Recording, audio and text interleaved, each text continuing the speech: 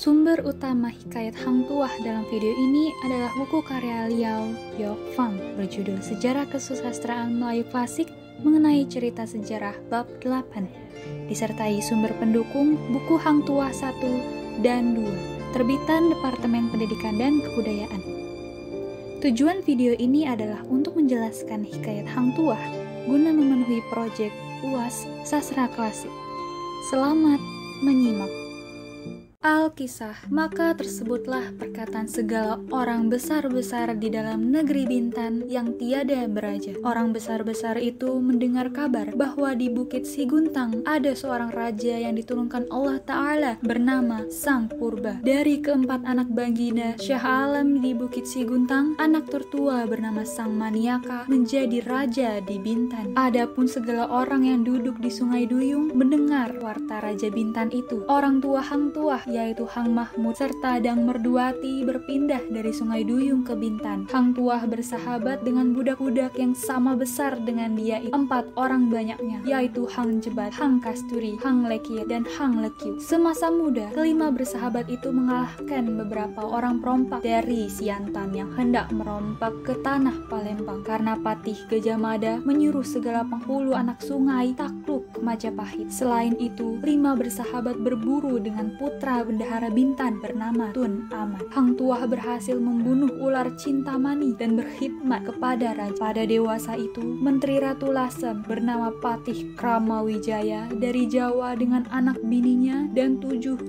orang sertanya datang ke Bintan. Adapun anak Ratu Daha bernama Raden Wiranantaja juga datang ke Bintan. Raden Wiranantaja diberi gelar Ratu Melayu oleh Baginda Argian. Maka pada hari yang baik, maka bendahara dan Temenggung dan segala sakai tua muda pun bekerjalah menyucikan sebuah pulau. Baginda berpindah dan memberi nama pulau itu Negeri Melaka. Saudara Baginda Sang Jayanantaja diangkat menjadi raja muda beserta istana dibangun untuknya. Tidak lama kemudian Sang Jayanantaja difitnah berbuat jahat terhadap abangnya dan mau dibunuh oleh abangnya. Atas permintaan Hang Tuah, Sang Jayanantaja diampuni. Seterusnya Sang Jayanantaja hidup sebagai nelayan sampai ia diangkat oleh saudagar kaya untuk menjadi raja di benua Keling. Tersebutlah perkataan Raja Melaka. Setelah sudah Sang Jayanantaja dan saudagar Parmadiwan kembali, maka Raja Melaka pun mendengar kabar Raja Indrapura beroleh anak seorang putri bernama Tunteja. Raja Melaka meminang Tunteja, tetapi pinangan ini ditolak. Tidak lama kemudian utusan lalu dikirim ke Jawa untuk meminang putri Majapahit. Pinangan diterima, tetapi Raja Melaka harus pergi ke Majapahit sendiri untuk mengambil permaisurinya. Maka pergilah Raja Melaka dengan suatu rombongan yang besar. Hang Tuah juga ikut untuk menjaga keselamatan raja. Di Jawa, berkali-kali keberanian dan kecerdikan Hang Tuah dan orang Malaka diuji oleh Batara Majapahit. Sekali peristiwa,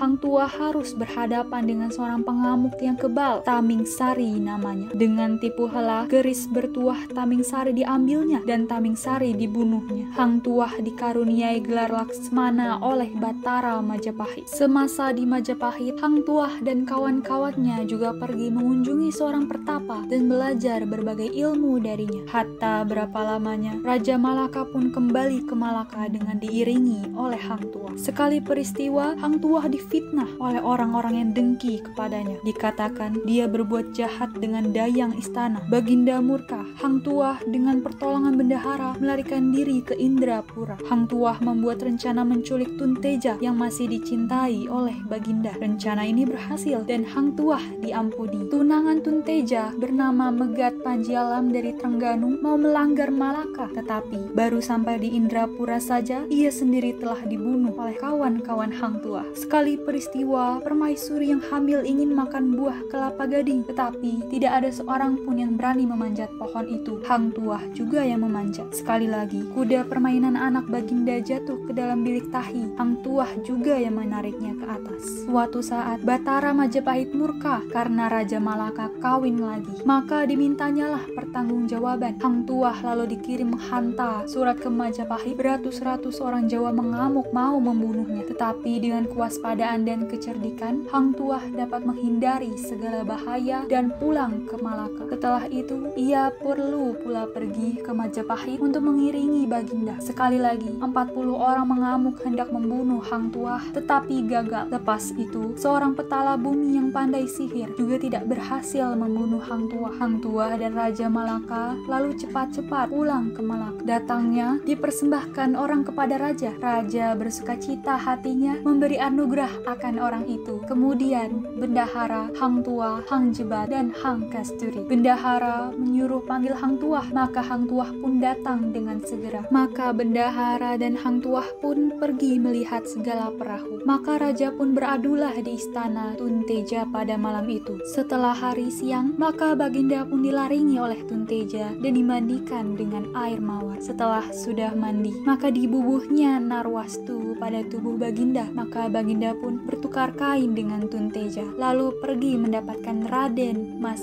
Ayu. Maka sekarang Hang Tuah undur membawa dirinya kemana-mana perginya. Setelah Raja Malaka dengar sembah orang itu, maka raja pun berdebar hatinya, lalu menitahkan Tun Bijaya Sura dan Tun Jebat, Tun Kasturi, Tun Lekir, Tun Lekiu pergi. Maka ia pun menyerah seraya menyisingkan tangan bajunya serta melompat duduk tingkahnya. Batara Majapahit menghantar perampok-perampok untuk mengacau keamanan Malaka. Maka prajurit itu mengambil seekor seorang lalu dibantainya. Setelah hari malam, maka pergilah dua orang mencuri arak di dalam negeri itu setempayan. Hatta dengan demikian, maka banyaklah saudagar di dalam negeri itu yang hilang hartanya kecurian. Maka sekalian saudagar itu pun datanglah menghadap raja. Maka dipersembahkannya segala hal ihwal ia kehilangan dengan kecurian itu. Bendahara menyembunyikan Hang Tuah. Segala kebesaran Hang Tuah diberikan kepada Hang Jebat termasuk keris saktinya. Tetapi Hang Jebat tidak senang hati karena kematian sahabatnya. Hatta berapa lama Hang Jebat pun bermukah dengan dayang-dayang istana, gundik-gundik raja, dan makan minum dalam istana, tiada pulang ke rumah lagi. Seluruh negeri gempar, tetapi tiada seorang pun yang dapat membunuh Hang Jebat. Akhirnya Raja Malaka teringat akan Hang Tuah. Hang Tuah lalu dilepaskan untuk bertikam dengan Hang Jebat. Dengan tipu muslihat juga, Hang Tuah berhasil melukai Hang Jebat. Sebelum mati, Hang Jebat pun mengamuk lagi. Banyaklah orang yang mati. Kertalasari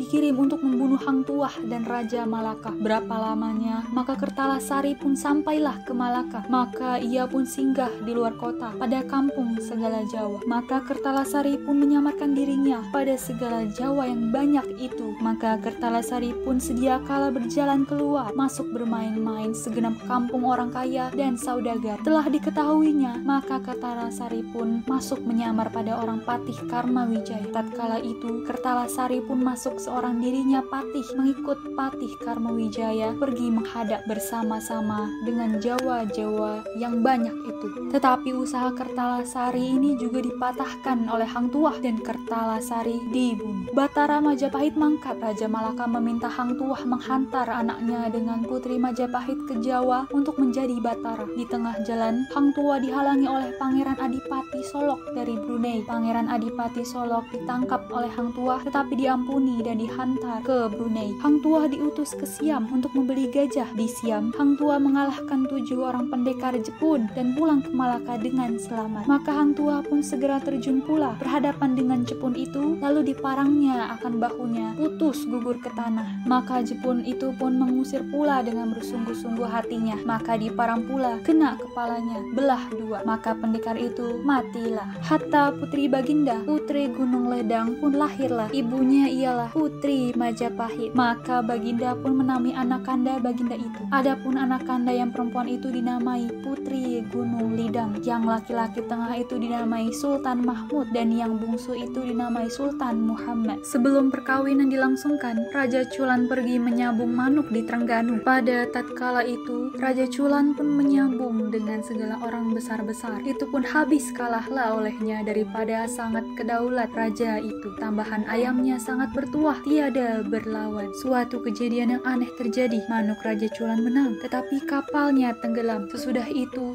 istana Raja Trengganu juga terbakar. Raja Chulan kembali ke Sailan dengan rasa malu. Hang Tuah lalu dikirim pergi menaklukkan Trengganu. 2 orang putri Trengganu dibawa Hang Tuah ke Malaka. Maka pada suatu hari, Baginda duduk semayam dihadap oleh segala menteri dan pegawai dan bertuah ketuanan sekalian hadir duduk di hadapan Baginda. Sekali peristiwa, Raja Malaka bersama permaisurinya pergi bermain-main ke Singapura. Di tengah laut, mahkota raja jatuh. Hang Tuah berusaha mengambilnya kembali. Usahanya gagal. Bukan itu saja, Hang Tuah juga kehilangan kerisnya yang bertuah. Sejak itu, Raja Malaka dan Hang Tuah senantiasa sakit dan tidak pernah sehat lagi. Biarpun Hang Tuah sendiri mendapat luka berat, tetapi serangan Portugis ini dapat dipatahkan. Hang Tuah pun dikirim pergi membeli meriam di Rum. Hang Tuah melaksanakan tugasnya dengan sempurna. Raja Malaka ingin mengetahui perihal dalam kubur, dan Hang Tuah pun membiarkan dirinya ditanam hidup-hidup. Tidak lama kemudian Hang Tuah pun keluar dan menceritakan pengalamannya. Sejak itu, Raja Malaka memberi sedekah kepada fakir miskin dan menjadi seorang pertapa. Bendahara dan Laksmana pun berkhalwat, maka tiada kedengaran lagi perkataan bendahara dan Laksmana berkhalwat itu. Setelah Baginda mendengar sembah bendahara demikian itu, maka Baginda pun terlalu amat sukacitanya, lalu bertitah pada segala pegawai yang muda-muda pergi menyambut Hang Tuah dan Maharaja setia itu ke perahu. Maka pada suatu malam, Malaka pun ditembak dan dirampas. Putri Gunung Ledang melarikan diri ke pedalaman dan menjadi raja orang Batak. Hatta berapa lama pula orang Belanda dengan bantuan orang Melayu di Johor pun datang melanggar Malaka. Maka Tun Tuah pun tiada tersebut lagi dalam negeri. Akan tetapi ia tidak mati. Ia menjadi raja orang Batak, dan kalau ditanya apa dia mau beristri, jawabnya tiada hamba mau beristri lagi.